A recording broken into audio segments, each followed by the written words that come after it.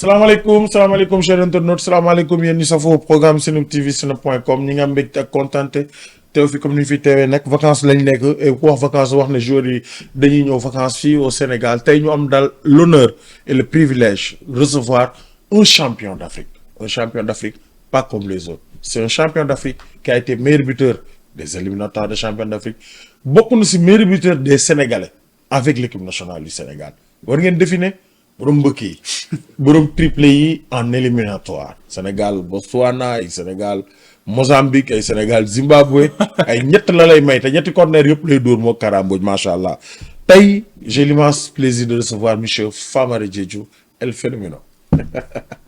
grand maa ngi lay ziar noo def baa ngi si jàmm. sant bu baax. lépp tawfeex. mais grand bienvenue à Seneweb. merci dalal ngeen ma si jàmm dalal ngeen ma si jàmm. ñu bàyyi la nga nuyu téléspectateurs yi. gars yi maa ngi leen di nuyu j'espère que yéen a ngi si jàmm et que tout se passe bien de l'autre côté que santé bi mu ngi fii et puis voilà di leen baalu ak aussi ci tabaski bi mu jógee di leen baal ak di ñaan yàlla boole ñu baal ñu fekkee déwén yu bëri.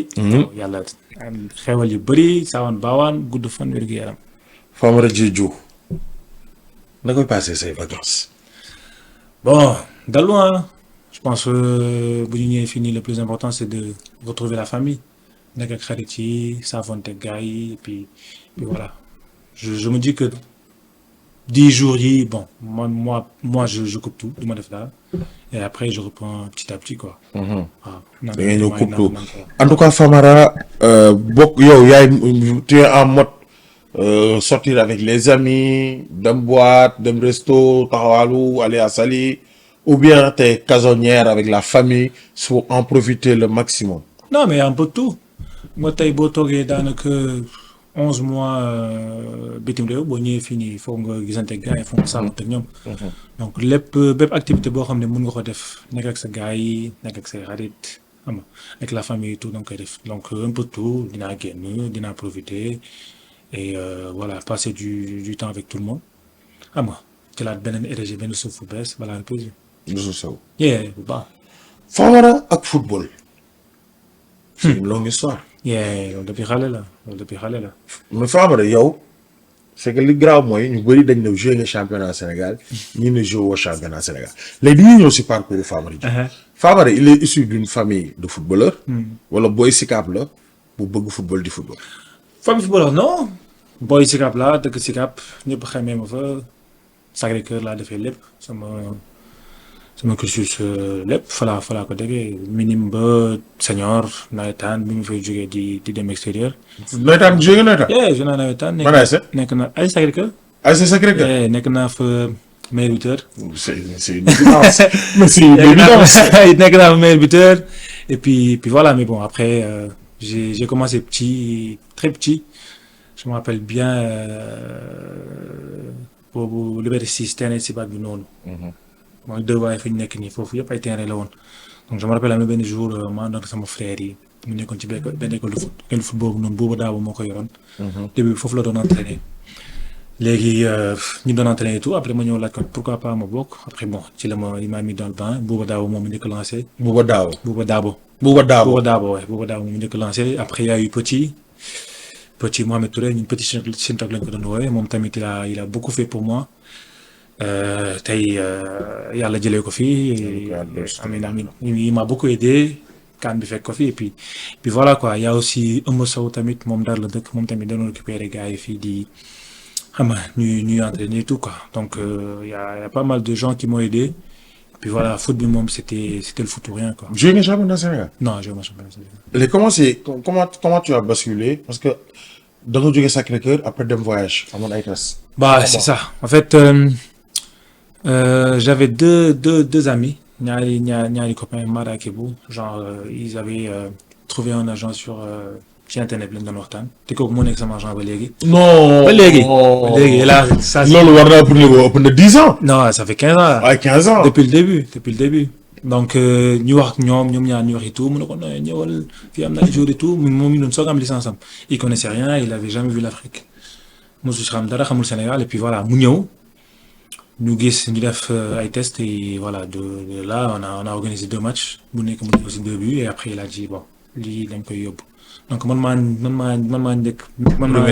premier client. Ouais, premier joueur. Premier Donc, joueur. depuis boobu ba léegi maax moom ñu ngi fii il s'appelle Ruben Ramirez donc je lui passe le bonjour et voilà parce que des fois xam nga Sénégal fii des fois joueurs yi dañuy bëri talent mais duñu am ñu leen jàppale am na ñoo xam ne dañ naan tamit lu sotti am borom. mu sotti am borom. voilà donc am na ñoo xam ne xam nga dañuy jóge extérieur ñëw am na ñoo xam ne peut-être nekk nañ fi mën nañ la mën a jàppale mais bon peut-être duñ ko mën wala ils sont un peu occupés mais bon lui il a quitté sa famille xamul dara mu ñëw fii donc il m'a trouvé après il m'a ramené en Europe. en Europe. Ouais. comme ça. comme ça. et ban club nga njëkk a dem instant yii nag xoolal dañuy waxtaan ñëw si carrière beeg lépp mais c'est en mode confidence. si non il le faut. parce que yow da nga gëj a wax. non. yow bu nga jëlee championnat bi ba léegi waxoo. privilège bi moom foog mu barkeelu. non mais il le faut. alors ban premier club lañ la dem après c'est comment le contact ne da ngay dem et comment la famille a accueilli cette information. bon avant tamit est-ce que mën naa am paa am na ñoo xam ne paa ak mère duñ bëgg. non man sama yaay dafa bëggoon ñuy jàng. parce que boo ko waxee dama am non avocat laa bëgg nga nekk tout. avocat. oh loolu avocat nga nag. yow on rek. léegi voilà man ñu dañ doon jàng lundi ba dimanche matin lañ doon jàng bu ñu ñëwee kër ga prof yi dañuy ñëw mercredi y a au moins 2 profs ñoo doon ñëw kii da lay defal maths kii defal la anglais kii defal la lii samedi matin après-midi dimanche matin donc dimanche après-midi dañu ko doon am des fois man je me rappelle rek maa ngi doon wax sama prof anglais bi monsieur Diop je me rappelle bien moom des fois daf ñëw daan ñu papa kaay leen jàng tuuti après bàyyi la ngeen dem chaque fois genre moom moo doon couvrir sax la plupart quoi. te tey ba léegi nii moom mooy jàngal sama nièce bi donc c'est un gars vraiment aussi en or qui nous a beaucoup aidé après man comme li ma wax sama suuf yëpp fay Sacré-Cœur laa ko defee puis Benjamin cadet minime cadet senior et voilà foofu laa xamee Cheikhou Kouyaté j'étais encore petit topp ci ginnaaw booy saa yooyu excentré la doon jouer il est même pas défenseur wala kii bu tegee coup franc rek day dugg et puis voilà quoi ba tey yàlla def ma dem Europe. Et puis voilà ba yàlla def li xew. mais quand il s'agissait de jouer carrière professionnelle maire bi mu ko gagné. bon au début xam nga maire yi des fois duñu xam dara ci football mais après bi ma koy expliqué à un moment donné sa doom lu mu bëgg a da nga ko si jàppale quoi. parce que man amoon naa conviction ne tey bon li ma liggéey yàlla bu ma si jàppalee damay dem quoi. donc dama naan liggéey matin dama naan après-midi des fois dañ naan salaatu sax man ne ci kii sama booy dañ daan dem baali bu ñu ñëwee fekk ma fa donc voilà après voilà agent bi ñëw ñu def test yi et tout mu ne ma daf may yóbbu j'ai mis quoi 6 mois mu defoon papier yëpp et puis voilà ma ñëwaat ak suñu maire bi après maire bi ñaanal ma dem donc bi ma demee j'étais chez mon agent parce que normalement Finlande laa waroon dem donc une fois arrivé là-bas il a essayé de contacter l'agent Bio. xam nga début bi yëpp dafay métti quoi moom mu ngi doon soog am licence am. xam nga donc doo am crédibilité gars yi dañu lay xeeb des trucs comme ça tu vois. je suis resté ci moom un mois di entraîner après entraîner naa y a des petits clubs là-bas en Espagne gars yi bëggoon ma fa téye mu ne non kii moom du fi téye quoi. après il y a Alain Merchadier qui était recruteur à Nantes qui est venu me voir en Espagne mu entraîner mu yóbbu ma Nantes c'était en 2011. Et Nantes laa nekkoon et tout j'ai fait 1 an là-bas mais je pouvais pas jouer parce que il me manquait une sélection. Donc j'étais avec les jeunes j'étais avec tout le monde il y avait Lamine Dia il y avait Kemoko Sissoko il y avait Papi Djilo Bodji il y avait Pape Malick Ba ouais ñoom ñoo fi nekkoon comme ay Sénégalais et puis voilà ça s'est bien passé et lors d'un tournoi j'ai été repéré par Sochaux parce que eux ils avaient réglé un cas similaire avec Pape Demba Camara ils avaient réussi à avoir la sélection. Donc du coup ils m'ont vu lors du tournoi de Rezé après ci lañ ma repéré ma terminé meilleur buteur foofu ci lañ ma repéré après ma dem Sochaux. De là j'ai été prêté en 4e division où j'ai joué 2 ans en 3e division j'ai joué 2 ans après Ligue 2 Ligue 1 et puis après yàlla def carrière. dem Ligue 1 Ligue 2 mais Famara ñu ak Angers. lañ am le Famara Diédhiou Prime. su ma juumee Ligue 2 ngeen nekkoon. non clairement. non clairement. non mais ñëw nga Angers. ñëw na Angers mais bi ngeen nekk meilleur joueur. de la Ligue 2. boobu Angers la non boobu Clermont laa nekkoon. Clermont. c'est Clermont qui m'a. waaw Clermont. nga tam toj ba ñu yéeg su ma juumul. non dañ naroon yëg. dañu naroon yëg après à la fin après c'est la Angers jëlee. c'est le Angers jëlee. et yow excentré nga doon joué période boobu. Non, même pas attaquant à l'Angers. Ah. Je joue attaquant. C'est vrai que, bon, il y a des matchs où j'avais joué excentré, mais bon, avec profil bien à monde, je jouais attaquant. Clairement c'était de 2016 à 2017. Clairement, Oui. 2014-2015. Non, Après, j'ai fait. non da nga dem da nga nekkoon Clermont après dem Sochaux après ñëwaat Clermont. Voilà, parce que ce jour, à Léon. moo la aaloon Clermont. À Léon, clairement. Et je me rappelle bien de ça. J'ai fait 6 mois là-bas. Je pense que j'ai dû jouer 300 minutes. Donc, 6 en mois, 6 mois. 300 À minutes. ce jour. Donc, j'avais pas la confiance du coach et tout. Et clairement, il y avait Corinne Diacre. waaw. Corinne Diacre, la femme coach. Mon niveau et tout, parce que clairement, c'est un attaquant de blessé. Et de là-bas, ils m'ont prêté avec option d'achat. Donc, j'ai terminé, je pense que j'ai dû mettre 2-3 buts. Et après, ils ont dit, bah, on va te prolonger encore un an, on sait jamais. Parce que ce show, ils m'ont permis, wow, ils m'ont sorti pour moi. Non. Donc, je suis resté là-bas. Après, j'ai fait une très bonne préparation avec coach B, monter mon confiance. Après, c'est là où j'ai explosé. J'ai été meilleur buteur, meilleur joueur. Et après, je suis parti à Angers. Tu es parti à Angers. bi nga demee Angers nag bon nga nekk meilleur buteur nekk meilleur joueur ligue ñu pour reprouver au niveau de Angers. Ça a été demi-teinte ou bien cool.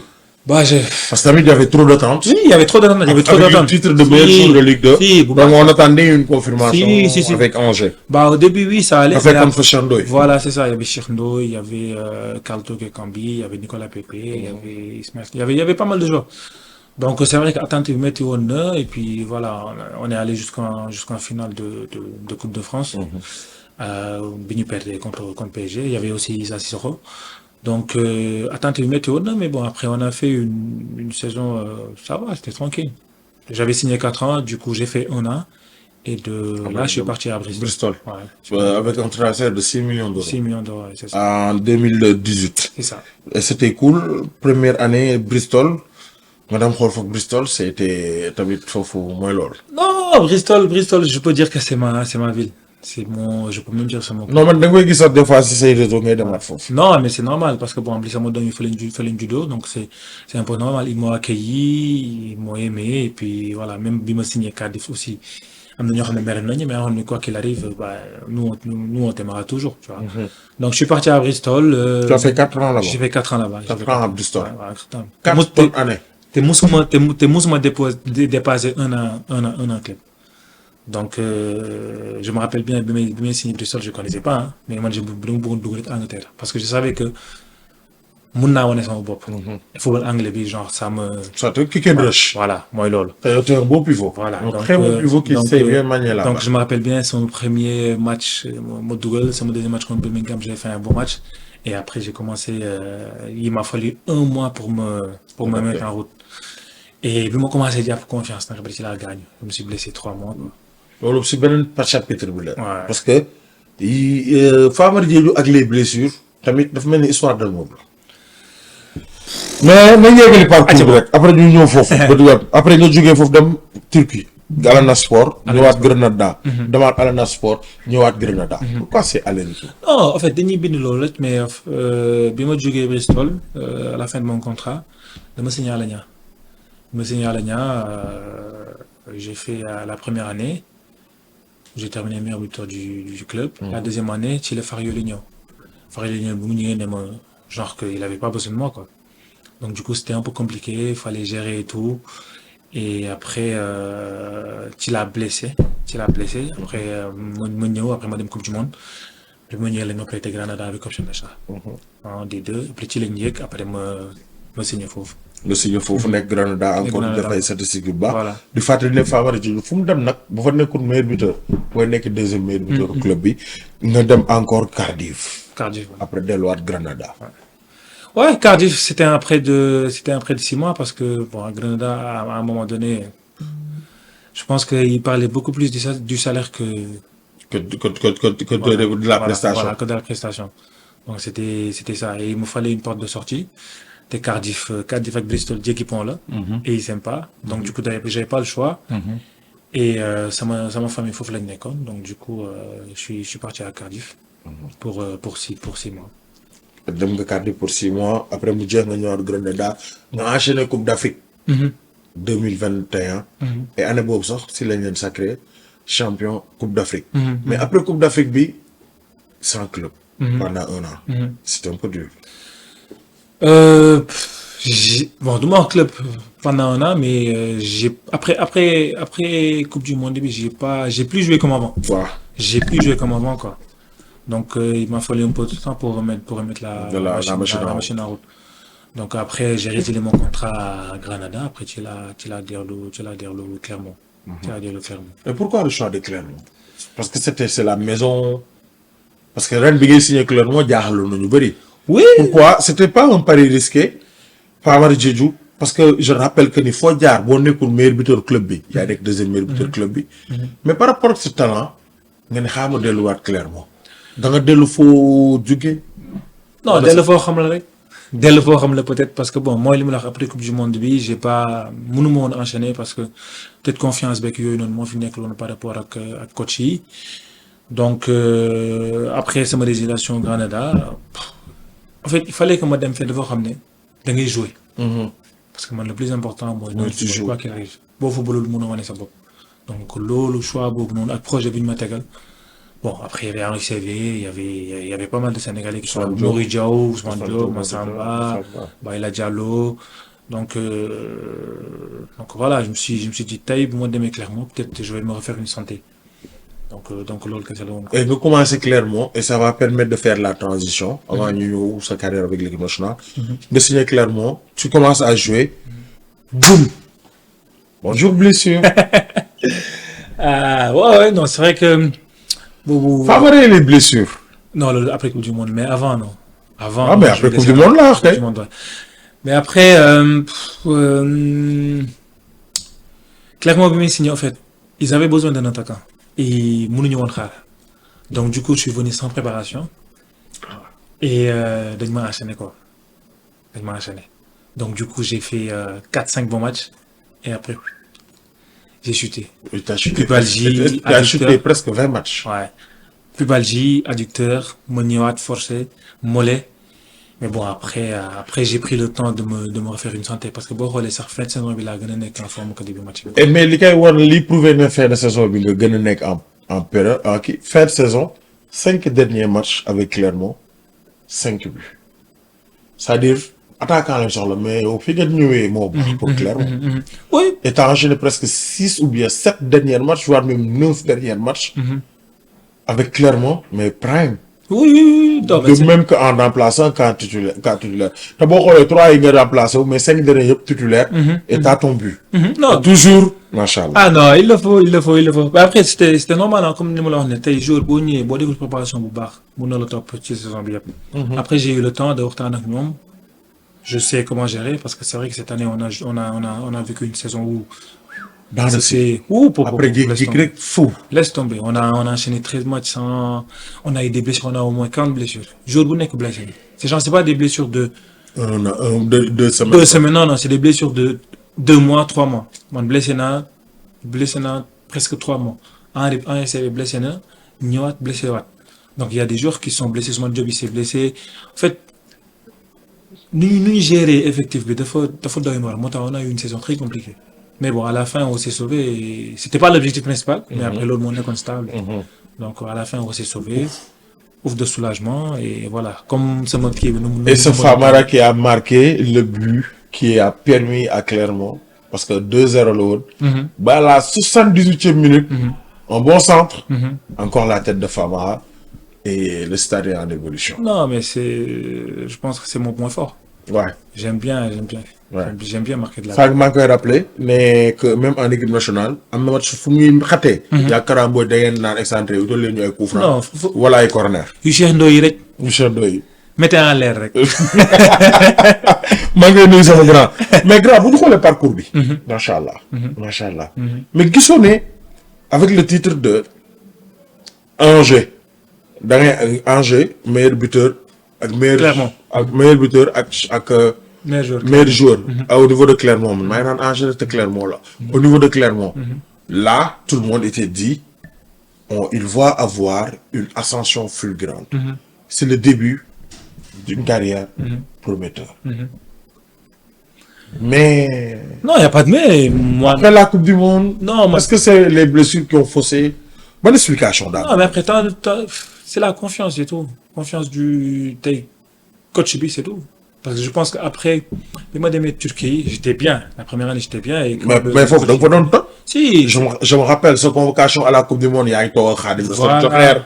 Voilà. Et là, tu marquais, tu avais Gis nga jour boobu coach bi sax félicité wu ma. Non! Je te le dis aujourd'hui. Attends. Le jour de la publication de Aliou Cissé des jours yi war a dem si Coupe du Monde bi. yaa ngi toog Khadim Rassoul Joher moom ni mu jubilé sax dafa ëpp. Mais nga ne sa coach presque. Sama coach félicité wu ma. Il m'a pas félicité. tey mën na def benn discours bu ndaw bi ñuy toog di débrief parce que jour boobu on avait match on jouait contre Gaziantep ñoom Pape Djibril Bodji. jour boobu félicité wu ma. Il m'a même pas félicité. Ses adjoints et tout oui. Parce que je pense que man dama ko doon déranger. Parce que man du ma tooñ kenn mais bëgguma ko ma tooñ. Parce que j'ai un fort caractère du ma ko wane nag. Donc noonu la demee après vestiaire bi parce que jour boobu noonu félicité wu ma ba pare mu bëggoon ma dugg. J'ai dit je vais pas me sacrifier pour 20 minutes alors que je dois représenter ma nation. dugguma vestiaire bi dafa tàngoon. léegi li mu la félicité wu j'espère que moom moo la gën a booster nga ne kon tamit comme que noonu la baal ma dox noonu. si c'est normal man du ma tooñ mais ba mu tooñee damay fayu. jéem nga sant daal voilà. En tout cas c'était vraiment cool et clairement boo doon def sa bilan de ta saison au niveau de Clermont. Je vais dire demi-teinte hein, parce que je me voyais pas galérer comme ça. Alors que le deal était de venir me relancer après dem. C'est ça. Oui, c'était ça. Mais comme j'ai dit, c'était en demi-teinte parce que, comme je t'ai dit, il y a eu beaucoup de blessures, pas de préparation. Ah ma gars, dañ lay tchèque pour mu dugg des fois da ngay blessé ñëw sax ñoom dañ naan est-ce que dafa blessé est-ce que tu vois. Donc ils ont fait ça à tout le groupe. Donc on se plaignait tout le temps. Laisse tomber, mais bon. Oui, non, c'est le foot. C'est le foot. En tout cas, Famara Diédhiou, je vous rappelle, comme ni ma ko waxee rek, un gladiateur pur, un gladiateur bu am taxawaay. Avant ñu ñëw si perspective yi ak Clermont, je rappelle que ni def nga Coupe d'Afrique 2017. def nga Coupe d'Afrique 2019. Non. 2017 nga def ak 2023. Ah, 2021 la. 2021. 2017 demoo. 2017 nga def ak 2021. C'est ça. Je rappelle que ta première sélection avec l'équipe nationale du Sénégal, c'était le 31 mai 2004. 2014, autant du moins. Ouais. Et tu as joué 27 matchs avec l'équipe nationale du Sénégal, puis a marqué 13 buts avec l'équipe nationale du Sénégal. Un bon ratio. 27 matchs avec l'équipe nationale du Sénégal, 13 buts. Première sélection le 31 mai 2014. Mais Famara, après la Coupe d'Afrique, bi ngeen donné Coupe champion d'Afrique, Famara gisatuñ ko si équipe nationale. Famara kese de ñu ngi gisu bëri na. demi-teinte yi bëri na parce que sama copain nee na. je pense sarax yi la. J'ai fait une interview avec Mbaye, il a dit que ni du moom kese même tamit moom si avant ngeen di jël Coupe d'Afrique moom tëwoon na mais nee na demi-teinte yëpp dañoo changé. demi-teinte yëpp. mais comment t'as vécu mais boo xoolee sax après Coupe d'Afrique bi Coupe du Monde bi am na joueurs yu bëri xam ne ils ont galéré ils ont galéré en club am na ñoo xam ne sax amatuñu sax club. si donc bëri na. c'est waaw. qu'après CAN bi dafa mel ni benn pas vague de changement mais dafa mel ni période CAN bi joueurs yu bëri dañoo focusoon si CAN bi bàyyi fa seeni plume. ba biñ demee club amatuñu woon ay laaf. en fait CAN bi moo ñu jaraloon lépp. c'est ça c'est loolu la CAN bi moo ñu jaraloon lépp. en fait donc la réponse mooy vous avez sacrifié votre pas. non mais du question de sacrifice wala dara de nation bi moo ko jaroon moo tax ñu def ko te bu doon suba dañ koy defaat. lan nga bëgg a expliquer si ne CAN bi moo ñu jaraloon lépp. CAN bi moo ñu jaraloon ñaax lépp man fay nañu ay milliards pour ma dem jouer man j'ai dit non léegi man dama dem CAN bi parce que CAN bi nii en fait mënoo woon xam ferveur bi nekkoon ci biir gars yi dañu doon dégager. pendant plus de 45 jours yoo xam ne. boo fa nekkoon tey man instant yii ma koy wax sama yeneen dafay daw parce que benn objectif précis la ñu amoon mooy loolu noonu lañ ñëw jël si. c'était comment la même. amatul lenn loo xam ne waroon nañ ko mën a prouver parce que amoon nañ lépp jël ko rek moo nekkoon problème bi donc muy préparation bi muy ni ñuy nekk en fait niveau professionnalisme bi gars yi dégagé avant da nga daan dégg binationaux yi amul ñun ñëpp benn lañ woon donc loolu noonu moo ñu zéro lan dégg tooguñu sax di xalaat ay club ay non kii chaque jour da ngay gis gars yi dañuy yeewu dañuy def séance bu ñu paree séance dañuy dem salle dañuy récupérer dañuy cryo dañuy massage dañuy def lépp parce que dañu amoon lu ñu bëggoon dañu amoon lu ñu bëgg ba pare gars yi nekk suñu ginnaaw di ñu dooleel boo xooloon fii Sénégal ñëpp benn la ñu. amuloon xaj ñaar amul. non maa ngi ko wuti nam li ma noonu achète bi jeex na kon yéen. achète bi maa ngi ko wuti woon ñun ñii di dem xam ne lu ñu bàyyi suñu ginnaaw mais bu ñu nee foofu ñu caaxaan. surtout bu booy gisee bu ñu toogee final ak Algérie accueil bi ñu amoon rek. waaw xoolal loolu Sadio na woon de. ok maa njëkk daw mais lan la wax. signal leen ma damay joué xamul woon sax fu mu ne. signal leen ma damay joué. mais commencement bi amoo leen woon ay doute. non en fait. parce que benn victoire ñaari match nul. garaawul marqué 3 buts. xoolal commencé mu ñaaw jeexal bu rafet moo gën. non lii amul loolu de li neema lan la ñu retenir rek Sénégal champion. ah. li ñu retenir mooy Sénégal champion. non mais après si match yi mënoon na xam foofu nu mu tàngee sax ñu yóbbu ñu si montagne bi genre mënoo woon nooyi comme il faut de un parce que altitude lañ nekkoon.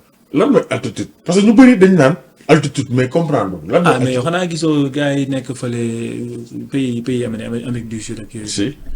des fois am ñoo xam ne ñu ngi koy oxygène ak yooyu. waaw doo mën nooy parce que bokkul boo nekkee ci kaw nii air bi fii nii air bi mooy gën a kii mais boo demee plus tu montes plus tu manques d'air. su ma ko comprendre da nga doon jouer si boo xam ne ay altitude 1 kilomètre la mooy maanaam mi ngi mel ni fii ñu toog nii. ñuy football 1 kilo maanaam ñu aj ñu fii. ñu cric maanaam ñu jël benn cric boo xam ne cric bi dañuy yéegal. yóbbuñu ci kaw d'une distance de 1 kilomètre. waaw ñu tëdd ñu tàllal ko. léegi ngay footballé foofu. foofu air bi ak tàngoor bi mooy gën a saf que boo nekkee fii. bien sûr kon si kon loolu si condition yi ngeen doon football. waaw bu métti ba pare gars yi dañuy joué loo 2 heures 3 heures Cameroun ñu joué 2 heures 3 heures da ngay ñëw def test ñu ne la da ngaa Covid dara loolu la Idi def na ko def na test ñu ne ko def ko Covid mu def feneen mu ñu dafa négatif boo xoolee premier match bi man Edouard Mendy Koulibaly ak ñi desoon Dakar. waaw Salif Ciss. Mame Baba Thiam Moussa Banam ñëpp fii lañ des Bamba Dieng premier match bi on était 13 gars yi 13 la ñu woon 13.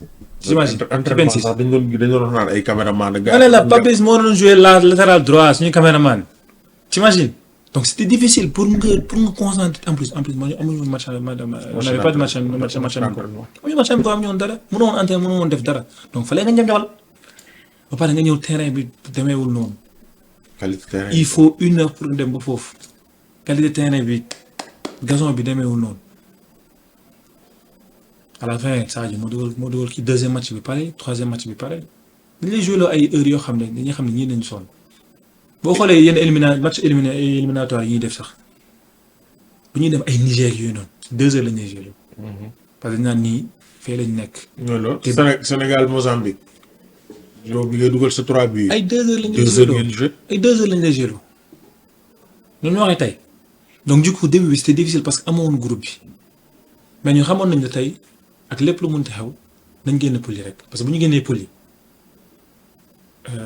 ba dañuy wàcc te bu ñu wàccee ñoo leen di yóbbu coffre. waaw loolu nag mooy avantage c'est vrai que ni ne bi ñu demee si deuxième phase bi physiquement ba ay prolongation sonnoo leen ak. non en fait parce que dañoo liggéey foofu moo tax bu ñuy wàccee 3-1 3-1 en fait ba final bi ba 120 minutes on n'a pas lâché. je rappelle contre Burkina frappe croisée. contre Guinée équatoriale. waaw premier bouton. mais en fait ne da ngay croiser nga def ko premier. non mais c'était en fait. si jubilé bi ça dit long. benn objectif précis la woon jubilé bi gisoo gars yi nañ ñëwee après j'ai rendu hommage Bamba Dieng a rendu hommage xam nga. voilà donc loolu yëpp c'était voilà en plus da nga koy gis ma ne non tey lii laa def non suba damay def leneen suba lii laa def non gannaaw suba xoolal damay gën a rey sama bopp et la concurrence elle était saine boo xoolee man 2 premiers matchs joué troisième match bi laa joué et c'est pas pourtant que Bamba Dieng dafay kaas wala Habib Diallo dafay kaas wala Boulaye Dia non parce que ñun ñëpp benn lañu woon. benn anecdote lañ ma expliquer mais j'arrive pas à y croire demi-finale dugg Pa Abdou Cissé bi bi muy dugg Pa Abdou Cissé bi muy dugg. def taakalam boobu noonu. contre Burkina. apparemment ñu bëri nee nañ ma remplaçant yi ñoo dem ne instant bi Pa Abdou Cissé rek mën a war a dugg. mais dëgg la gars yi ko jëli ji. bilaay ma noonu gars yi ko jëli ji parce que xam ne en fait am na ñoo xam ne ñoo koy sentir. moo tax ma ne la groupe bu graaw lañu amoon ñoo ko jëli ne ko dafa war a dugg mu dugg taal rang mais xoolal arbitre def. mais 14 jours gars yi bu dee xaar. kenn xamul mais ko boobu mu contre attaque bu doy waar la ay. non trop mais gars yi ñoo ko jëli parce que en fait xam nañ après coach bi aussi il était compréhensif il avait beaucoup de rigueur c'est beaucoup de rigueur dañ naan fu ñu daan physique loo du tar du ñu dawloo di yuuxu gars yi di gëdd def lépp parce que xam na groupe bu mu am. depuis 2015 la fi ne 2015 2017 contre Cameroun. on a perdu contre Algérie finale kon xamoon na lan moo xam ne Algérie finale bi parewul discours jarul wax. bu xoolee visage yi rek. jarul wax parewul discours am jarul wax et je me rappelle en demi-finale bi ñu qualifié finale ñu dugg ci vestiaire yi Cheikh dafa foogoon ne genre dañuy jubiler affaire yooyu noonu mais bi ma waxee ne genre kaa ñu jël photo en fait nu mu ñu yuuxoo parce que xam na 2019 lan moo xewoon. bëggul affaire bi même chose répété. donc lu fi ñu yuuxoo ñu gëdd affaire yooyu noonu ñu ne teg te ñu ne ko non dañ bëgg juste jël photo ñu pare ñu dem football nañ ba gagné ba final jubilé wuñu bu ñu paree dañu ñëw ci vestiaire yi wax sangu dem. je me rappelle du discours de Abdou Diallo. En fait c'est venu naturellement c'est un gars qui parle nii tey ñoo wax nii boo xoolee jubilé wuñu mu yeneen amul benn match boo xam ne vestiaire dugg nañ jubilé amul parce que dañoo xamul lu ñu bëgg donc c'est ça. à jamais les premiers. à jamais les premiers. à jamais mais du ñun quoi du ñun Sénégal la ñi nekkoon suñu ginnaaw la parce que gars yi dañ xamoon parce que am nañ groupe boo xam ne tey jii nii bu gars yi bu ñu kiiwee rek mun nañ ko peut-être on n'était pas le groupe le plus talentueux wala bu gën a kii mais en fait final yi nga perte xam nga ni bii waroo ko perte à l'image de Sadio Mané il a fait une CAN exceptionnelle. Ouais, meilleur joueur. plus ngay dem plus muy gën di piqué que ce soit lui Gana Koulibaly Edou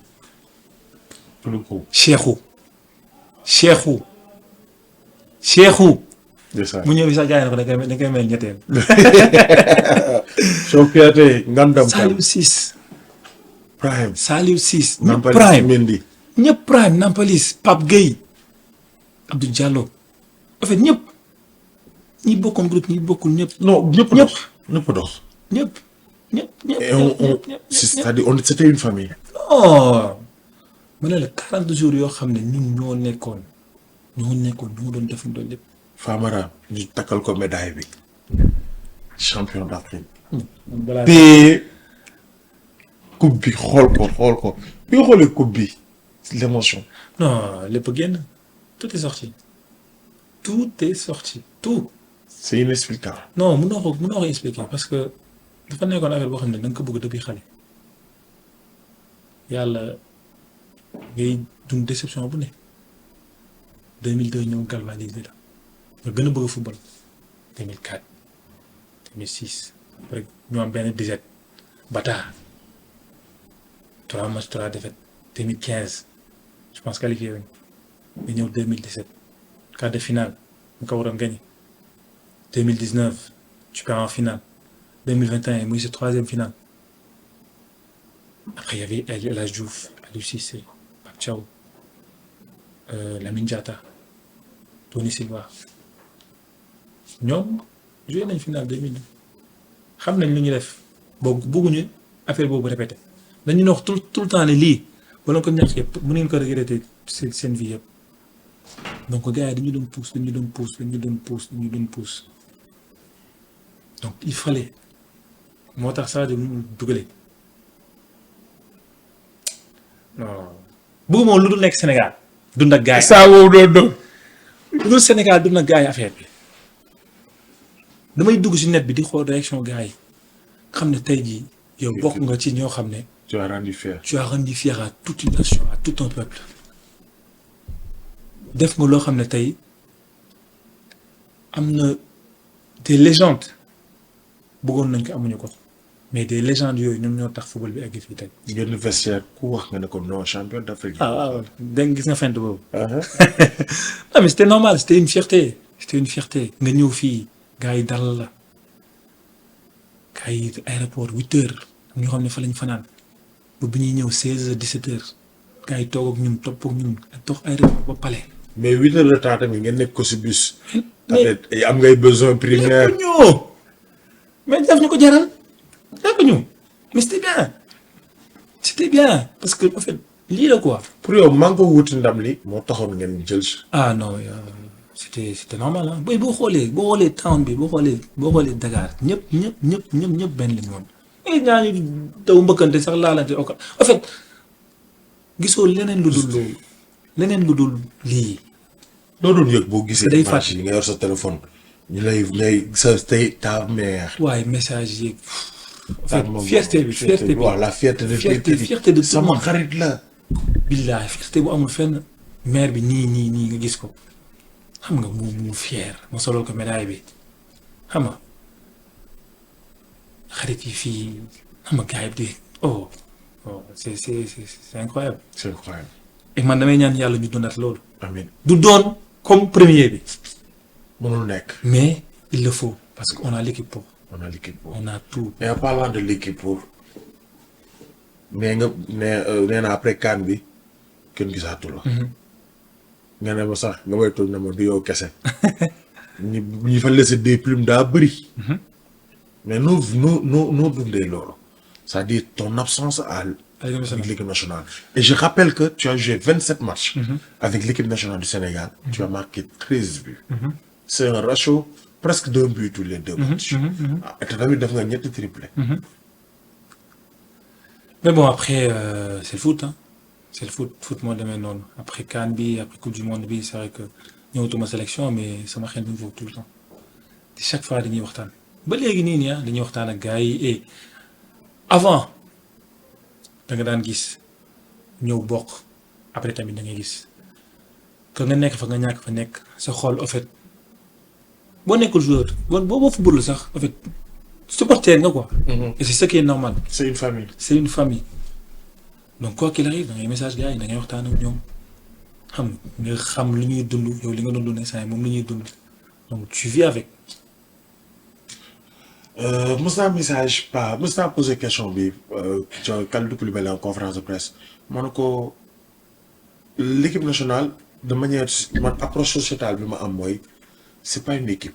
C'est une famille et tout le monde est heureux quand ils rejoignent la tanière. non mais. ambiance de fou. da nga fa war a nekk ba xam gars yi. en fait dañuy yàkkamti sax ñëw après y a un gros travail derrière hein. Il y a eu un gros travail derrière parce que gars yi ñoo def ba instant yi da ngay yàkkamti ñëw pour endosser maillot bi def li nga war a def. Diao Baldé Keita si CAN bi. bien vrai que li mu joué bëriwul mais on le voit tout le temps vous donner de la. C'est son rôle. Ça a été bon je vais pas dire c'est son rôle mais il a toujours été comme ça. Diao Baldé Keita. Il a toujours été comme ça. De la bàyyi ginnaaw quoi da lay encourager. Et il le fait pas pour les caméras hein, parce que dama bëgg jouer au moins mu tamit c'est naturel lu mu doon def yëpp c'est naturel day wax ak yow tout le temps. C'est vrai que peut-être on aurait pu le voir comme peut-être qu'en 2017 bi où il a beaucoup pleuré bi ñu perte. Mais après c'est comme ça comme j'ai dit moi j'avais commencé sur le banc. Am na ñoo xam ne tamit ils avaient commencé ils ont pas fini. C'est pas pour autant que ne dañuy wax kii yàlla na raté wala non Diao Baldé c'est sa nature noonu la mel. C'est sa nature noonu la mel l'équipe nationale te manque. bu baax sax national non pour ñëpp la. tant que yaa ngi jouer rek tout peut arriver. waxagoo sa dernier mot. sama dernier mot non dégg nga ma ne tant que yaa ngi jouer tout peut arriver mais du ma wax ne sax damay ñëw non. Le plus important pour moi c'est de jouer au foot. Et en parlant de jouer au foot machallah yaa ngi si jàmm. maa ngi sant bu baax loolu la mooy objectif. 5 derniers matchs avec Famara Diédhiou, 5 buts avec Clermont. Est-ce qu'on peut attendre début de saison ou la saison reine, on retrouve le Famara Diédhiou Prague? Est-ce que ce sera aussi avec Clermont? Bon, il me reste encore une année à Clermont. Une année, moi, je sais. Donc, on verra. Hein. Comme j'ai dit, il faut bien se préparer avant parce que beaucoup moins, les matins d'être modèles. Donc, moi, j'essaie de prendre les devants, faire une bonne préparation, prendre soin de son corps surtout, parce que ça demande beaucoup d'efforts. Après, il y a le numérique. Famara Diédhiou, Fondation Famara Diédhiou. Gis œuvre yu baax yi ngay def si dëkk bi. Pourquoi qu'est-ce qui a justifié la création de la fondation? Moi, j'ai toujours été. C'est sociable mais dans l'ombre. C'est ça. Parce qu'en fait, il y a des gens qui ont mort. Parce que beaucoup de gens. Je ne suis pas un homme qui est dur. Donc, moi, je me dis à chaque fois, je suis junior. Chaque fois, je suis junior, là, je me dis, pourquoi pas créer une fondation? Parce que je te vois chaque fois, genre, si je me pose des cas ou le bon guisé cas, donc, il y a des gens qui parce que beaucoup de gens. Mais bon, après, c'était mieux de créer une fondation pour gars yi ñu jàpp si parce que lii de pour ñun quoi moom ñun amuñu yàlla moo kon daf ñuy jox rek dañ koy jaale si ñun donc on voit que Sénégal tamit y a beaucoup de cas ñoo xam ils ont pas d'école ils ont pas d'eau ñu feebar ñu war a jàppale ñu bëri mënuñu jàppale ñëpp mais lépp lu ñu mun def ñu koy def donc raison pour laquelle ñu créer fondation boobu pour venir en aide aux plus démunis, aux besoins de la population sénégalaise. En tout cas, maa ngi am ngeen mbégte ak contenté de m'avoir accordé cette interview. Xam naa privilège bi ma accordé tey parce que xam naa ni ne am na interview yomb. te du c'est rarement ngay wax. En tout cas, merci beaucoup pour ce privilège. Et lan mooy doon sa mot de la fin. Non, mënuñ la ko bañal parce que gis nañ liggéey bu colossal bi ngay def. Tu es une personne qui bosse beaucoup et qui est partout, avec tout le monde. Je veux dire, et à chaque fois, il souligner ce professionnalisme. Donc, moi aussi, je t'encourage et je te dis bon courage, Yomboul. Mais Inch'Allah, persévère, ça va aller. Après, je suis Gaïeb, internet, nous sommes toute la famille, tout le monde et tout le Sénégal. Et puis, voilà. Alors, moi, nous fille pour donner une interview. Merci beaucoup. Merci. Bien fan de son corps. En tout cas, je suis vraiment honoré de votre présence. Et on vous souhaite de l'année meilleure. Li ñu mën a jàpp mooy cette histoire équipe nationale jeexagul. yàlla bu mu jeex. Inch'Allah. yàlla dañ lay gisaat compétition la. Compétition la. ak temps de jeu. ak statut baax. Et on a déjà bu yemoon fii rek 5 derniers matchs 5 buts. dina neex trop dans le 100% le 10 sur 10. Mais en tout cas, bonne continuation. Merci pardon. Merci, c'est gentil, merci. Nee nga benn année moo la dese Clermont. ñu ngi lay ñaanal nga am lu ëpp. Amiin. Clermont. Amiin, Inch'Allah. C'était pas Marketa avec Famara Diédhiou. Jaajëf. waaw waxtaan nañ si lépp ñu ngi lay doon di daje ak beneen jour incha allah rabbi.